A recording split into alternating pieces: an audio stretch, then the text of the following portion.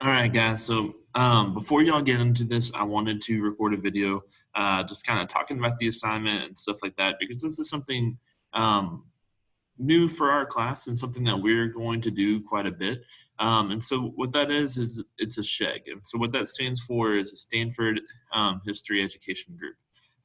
They are a group of professors and teachers at Stanford University that kind of designed these questions in order to better teach history. The reason why I like using them in my class is because instead of just getting y'all to memorize historical facts, they're actually going to be doing what historians set out to do. Okay, they are going to look at different materials. Sometimes that is actually physical artifacts, but usually it involves primary and secondary sources and using them, okay, to construct a historical narrative, okay, to create a story about the past. And so, guys, what we're going to be looking at today in this SHEG is the reconstruction.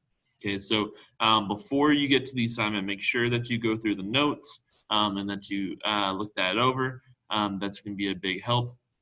But essentially, what we're trying to do on this SHEG is the reconstruction is honestly one of the, I feel like it is criminally understudied um, period of time in American history. Okay, it's a really interesting time period where there's nothing really like it for the rest of American history. And a lot of that has to deal with the fact that you get these constitutional amendments that are going to greatly expand former slaves' rights and opportunities. But you also get this major backlash in the South against that. And you see that in the form of the formation of the Ku Klux Klan. You see that in the formation of these black codes, which you're going to take a look at today. And so the question really is, were these former slaves actually free? Or did they just go into another form of slavery? Okay, and so in this assignment, we're going to be looking at those constitutional amendments. We're going to look at a black code that was written in Louisiana. We're going to look from a personal account, so we have a primary source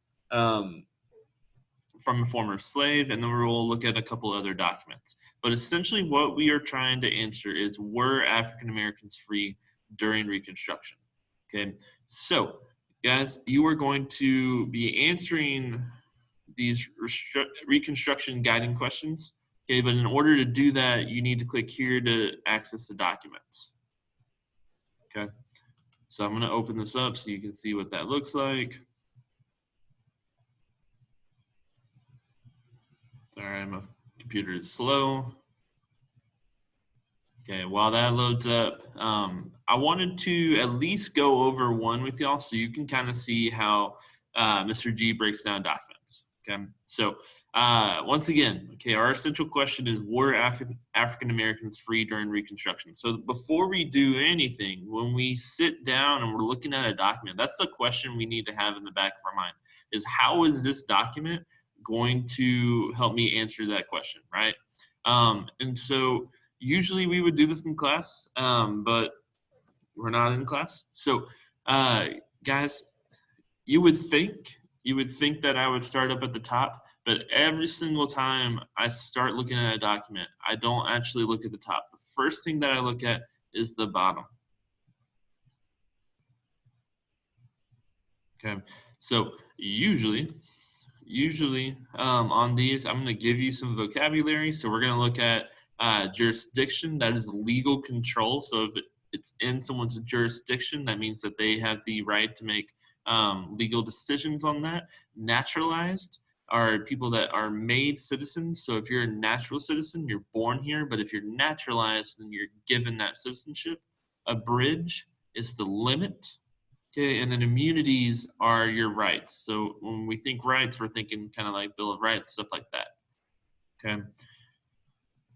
So usually when I go to the bottom, what I'm actually looking for, and we'll do it on this one, is I'm looking right here. I want to look at the source because the source tells me a lot of information. Okay, but you know what? We'll do two this time. So we're going to scroll back up. My bad, y'all. All right. They tell us the source because it is the 13th, 14th, and 15th Amendment. That is our source. We are looking at the Constitution.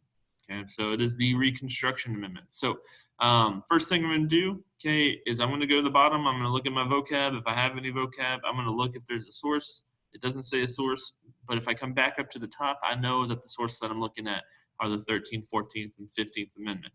Okay, these are amendments that were passed in order to abolish slavery and establish the rights of former slaves. And now I'm going to get into the document. Okay, once again, I'm reading this document in order to be able to answer this question. Were African Americans free during Reconstruction? Okay, so the 13th Amendment, okay, it is ratified or approved of in 1865, right after the Civil War. Okay, Section 1, neither slavery nor involuntary servitude, okay, except as a punishment for crime whereof the parties shall have been duly convicted, shall exist within the United States or any place subject to their jurisdiction. Okay? So, according to the 13th Amendment, you are not allowed to be sold into slavery or involuntary servitude unless you have committed a crime and have been duly convicted. That will change over time. It's definitely an issue when we're talking about the mass incarceration issue in our country, but we can talk about that a little bit later in this course. Okay, the 14th Amendment, okay, ratified in 1868, so 3 years after this. Okay, Section 1, all persons born or naturalized, there is that vocab word. Okay, in the United States are citizens of the United States and of the state wherein they reside. No state shall make or enforce any law which shall abridge the privileges or immunities of citizens of the United States, nor shall any state deprive any person of life, liberty, or property without due process of law, nor deny to any person within its jurisdiction the equal protection of the law. Guys, the 14th Amendment is incredibly important. Okay, incredibly important. Because of the fact that it gives you the rights of life, liberty, and property if you were born here, and it also gives you the due process of the law. You are entitled as an American citizen to be read your rights when you are arrested, to be given a speedy trial, to have a trial that is judged by your peers, okay, and to have a punishment if you are found guilty that is not cruel or unusual. Okay, that's a huge deal. Okay, because that was not the case for African Americans that were brought over during the time period that slavery was introduced. Okay, 15th Amendment, 1870. Okay, so 5 years after the 14th. Section 1, the rights of citizens of the United States to vote shall not be denied or abridged, okay, limited by the United States or by any state on the account of race, color, or previous condition of servitude. Okay. Let's get that one bolded too. All right. Ooh. So that's my first read through, guys. I'm looking for you to honestly read this about 2 or 3 times. That way I know that you understand the document. Yeah, I'm going to go back here. I don't know why it's being so slow. Let's see if, oh, my bad, no. I don't know why it's being so.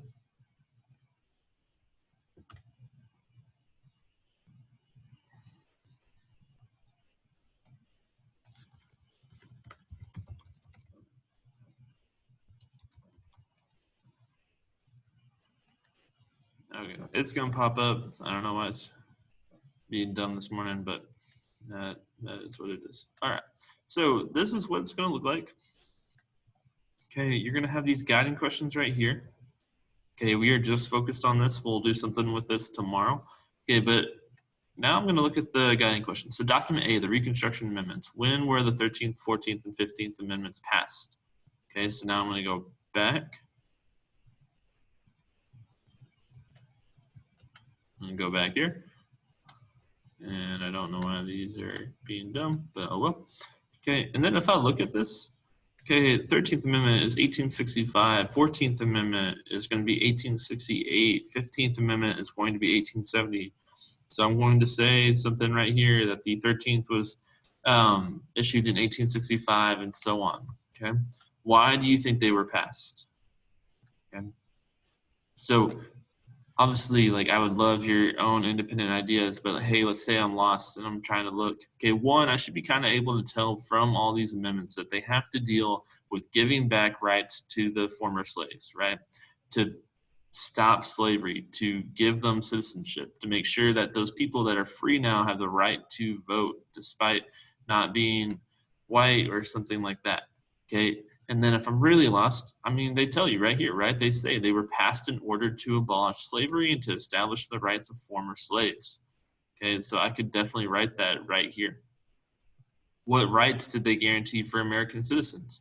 Okay, the 13th abolished slavery, the 14th, okay, is going to give citizenship to all Americans, okay, and the 15th is going to give all, and this is a big distinction. I need to back up. Okay, big distinction. 15th Amendment. We're going to read this one more time. Okay, Section 1, the rights of citizens of the United States to vote shall not be denied or abridged, limited by the United States or by any state on account of race, color, or previous condition of servitude. Okay, this is the right of citizens. But what it's not saying is that the only people that were considered actual citizens are going to be males. So this is giving full suffrage, full voting rights to men, but it's going to take much longer. That's going to take to the 19th Amendment to women gain their right to vote. Okay. So I can put that right there. Okay.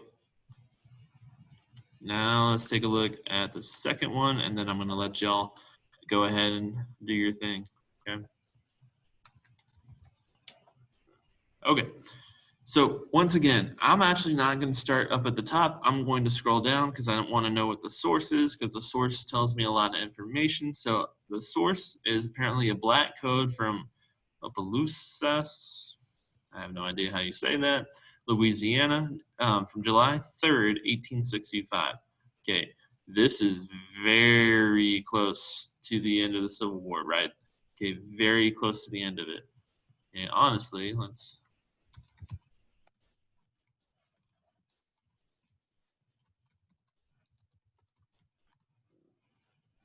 So April 9th, and this document is issued on July 3rd, okay, very soon after the Civil War ends. Okay? But it doesn't tell me who wrote it. Okay, it doesn't tell me. It tells me where it comes from. It tells me when it was issued. I can use some more prior knowledge or research and find out that that was very soon after the Civil War ended. Okay, and so that's probably going to play a huge role into what it's going to say. Okay, now if I scroll back up to the top, okay, it is black codes, and then it actually gives me a little bit of a summary, right? Okay, in the years following the Civil War, many southern states and cities passed black codes. These laws laid out what freed blacks were and were not allowed to do. The document below, passed July 3rd, 1865, is a black code from Opelousas, Louisiana. All right. Once again, guys, I am reading this document with the intention that were African Americans free during Reconstruction? And that honestly kind of brings me back to this, right? Okay, I didn't do this in the last one, so I need to back up. Okay, I read this document. Okay, I answered my guiding questions, and I honestly need to kind of think back. Okay, does this show that African Americans were free during Reconstruction? Okay, I'm going to let y'all come up with your own ideas, but if I'm reading this, if coming from my perspective, were African Americans free during Reconstruction, then I would say yes, right? I would say that yes, these amendments were created to give them freedom. You could also, though, okay, just kind of trying to play both sides, you could also say that they were not free because people felt like they needed to make sure that these were established, so people did not take those away from them, right? Okay, something to consider. So, sorry, I know I flipped back. All right, so section 1, no. So, guys, once again, we are looking at a historical document. There's going to be language in here that should not be used today except from a historical context. Okay, so section 1, no Negro shall be allowed to come within the limits of town of Opelousas without special permission from his employers. No Negro shall be permitted to rent or keep a house within the limits of the town under any circumstances. Section 4, no Negro shall reside within the limits of the town of Opelousas, who is not in the regular service of some white person or former owner. Section 5, no public meeting of Negroes shall be allowed within the limits of the town of Opelousas under any circumstances without the permission of the mayor or president of the board of police. This, however, does not prevent the freedmen from attending the usual church services. Section 7, no freedman is who is in the military service shall, who is not, I'm sorry, guys. No freedman who is not in the military service shall be allowed to carry firearms or any kind of weapons within the limits of the town of Opelousas, I cannot say that, without the special permission of his employer in writing and approved by the mayor or president of the board of police. All the foregoing provisions apply to freedmen and freedwomen. Okay. One thing I want to point out with the language is that we can see a lot of the attitude towards this group of people just from the writing, right? We don't really need to know who wrote this, okay, to understand that the person that did write this was racist, right? They're using this language, they're denigrating those people, okay, into one group. Okay, this is obviously really, really harsh rules. Okay, and honestly, if we're looking at this and what we looked at with the Bill of Rights, you should see things that are like, you know what, that is breaking a constitutional amendment. Okay, the fact that they are not allowed to meet, right? They are breaking their right of freedom of assembly. Okay, the freedom to carry arms. Okay, that is something to keep in mind. Okay, now going back to my guiding questions. Okay, so first question is kind of a sourcing question. So when were these black codes written? Who do you think wrote these laws? Okay, so it tells us up here, right? So it's July 3rd, 1865. Okay, also tells us down here where it was created. Okay, but it doesn't really tell us who wrote it. But if I'm looking at this, like obviously this is a government document, right? So obviously this is probably going to involve either the mayor and the president of the board of police, but also the people of this town that were white. Okay, and so that's something to kind of keep in mind. So you are going to have to kind of pull stuff. Sometimes it's not there. Okay, so list 3 things that freed men and women were not allowed to do according to the black codes. Well, if I'm looking at this, like each one of these is something they could not do. So they could not come within the limits of the town without a special permission from his employers. And you could probably extrapolate or take away from this that those employers were probably going to be white. Okay, so no Negro shall be permitted to rent or keep a house within the limits of the town. They were not even allowed in this city, right? They were already segregating the population. No Negro shall reside within the limits of the town who is not in the regular circumstance or regular service of some white person. So they weren't even allowed to be within the limits of the town if they were not working for a white person or former owner. Okay, this is something super important to see too. There are no public meetings. Okay, so freedmen were not allowed to come within the town city limits. They were not allowed to keep a house in the city. They were not allowed to reside in the city unless they were working for somebody. Okay, they were not allowed to have public meetings unless they were going to church. They were not allowed to carry firearms if they were not in the army. Okay, any of those would be good to put down. Okay. Why would white Southerners pass laws that controlled the movement of African Americans? What would happen if African Americans left the South in huge numbers? This is where we start kind of having to work within our brain and pull stuff from our prior knowledge. Okay, why would white Southerners pass laws that controlled the movement of African Americans? What would happen if African Americans left the South? Okay, so I'm gonna try to think back and pull what I know. Okay, I know that African Americans were generally used as slaves on large plantations. Those were usually agricultural plantations. Most of the cash crops were going to be either cotton, okay, or tobacco. Okay, and so the reason why they're doing that is so that these white slave owners had these huge properties, and the only way that they could run those properties is if they exploited the labor of those enslaved people and use that to work the fields, right? So if those African Americans leave, right, who is going to still run the farms? How are they going to be able to keep making money? They want to make sure that the people that they had enslaved do not go anywhere. Okay, they want to keep exploiting their labor. Anything like that, guys. Okay, how did these laws help you understand what life was like in Louisiana and other southern states after the Civil War? So if I'm coming back and I'm rereading through these, okay, it is not easy to be a black person in this town, right? You're not actually allowed in the town in general. You were denied a lot of your constitutional rights at the start of it. So we can kind of start seeing why those Reconstruction amendments we just read had to be issued because black codes like this were starting to take away the rights from those freed African Americans. Okay, anything like that, you can pull anything that you want. You can that I did not mention. Okay, but make sure that you are answering that question. And guys, that's what we're doing on here. So I've done 2 of the 5.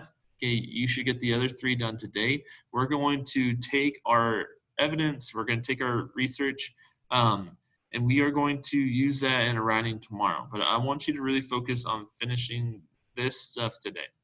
Guys, I'm going to do an announcement on this as well, but I will have office hours open all day except for 3rd period and 6th period. Okay? Please, if you get stuck on a document and you're not sure what it is trying to tell you, or you're not sure about a question, please reach out because I will be available all day. Okay. I hope you have a good day. Keep in mind, guys, the essential question. Okay, so if I'm looking at this document, if I'm looking at document B, okay, were African Americans free? Not if they had to follow these laws, right? Not if they had to follow these laws. The flip side of that is, yes, they were, because the amendments were issued. So after the 14th Amendment in 1868, you could make the argument that, yeah, they were free unless they were still implementing these laws, right? Okay, and unfortunately, a lot of towns still did. So, guys, good luck. Let me know if you need help. Have a good day.